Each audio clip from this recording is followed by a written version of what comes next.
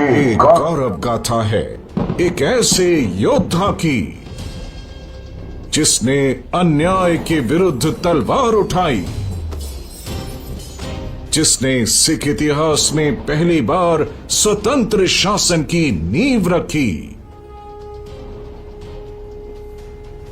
हरियाणा का लोहगढ़ था सिख शासन की पहली राजधानी।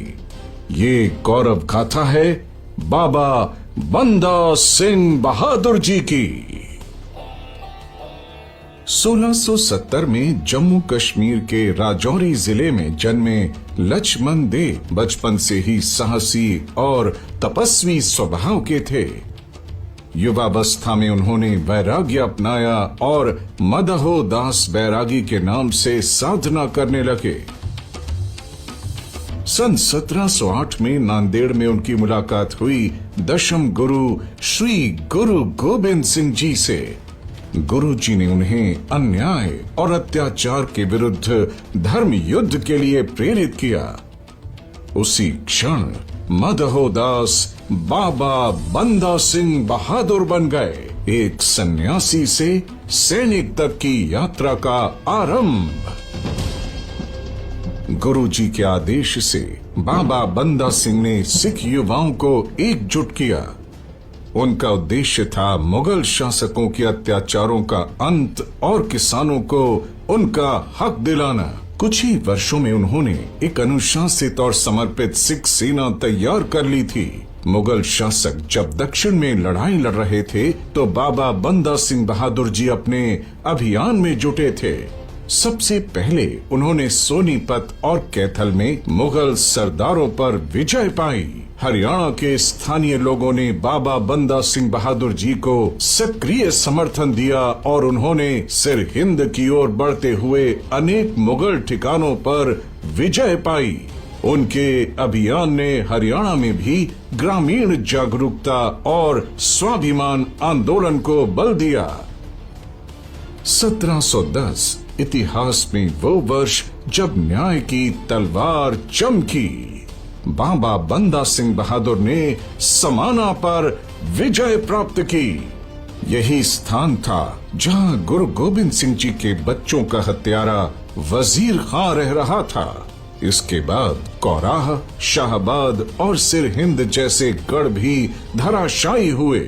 सिरहिंद की जीत के साथ ही अत्याचार पर न्याय की पहली जीत दर्ज हुई। शासन और सुधार।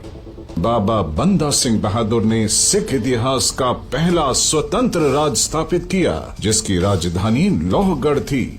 आज हम लोहगढ़ की इस वीर और पवित्र भूमि पर बाबा बंदा सिंह बहादुर जी को याद कर रहे हैं।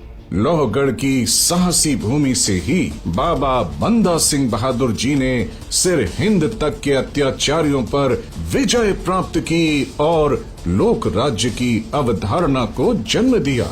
यही वो भूमि है जहां अन्याय के स्थान पर न्याय की स्थापना हुई। लोहगढ़ के मजबूत किले ने लंबे समय तक मुगल सेना को घुटनों पर रखा। लोहगढ़ की केवल ऐतिहासिक पहचान भर नहीं है, ये आस्था का प्रतीक तीर्थ स्थल है। लोहगढ़ से ही बाबा बंदा सिंह बहादुर ने स्वराज्य की नींव रखी, किसानों को जमीन का मालिक बनाया, जमींदारी प्रथा समाप्त की और शासन को न्याय पर आधारित किया। उनका सिक्का न्याय और समानता का प्रतीक बना, जिस पर लिखा था न्याय और समानता। लेकिन मुगल सत्ता इस स्वतंत्रता को बर्दाश्त नहीं कर सकी। 1715 में लोहगढ़ पर घेरा डाला गया। लंबे संघर्ष के बाद बाबा बंदा सिंह बहादुर और उनके साथियों को पकड़ लिया गया। दिल्ली में उन्हें अमानवीय यातनाएं दी गईं। बाबा बंदा सिंह बहादुर जी के 4 साल के वीर सुपुत्र अजय सिंह के टुकड़े उनके सामने कर दिए गए, पर वे निर्भीक रहे। मुगल कोतवाल ने बाबा बंदा सिंह बहादुर जी के भी शरीर के टुकड़े किए, पर वे अन्याय के विरुद्ध अडिग और अटल रहते हुए कुर्बान हो गए। ऐसे वीर पराक्रमी योद्धा को शत शत नमन।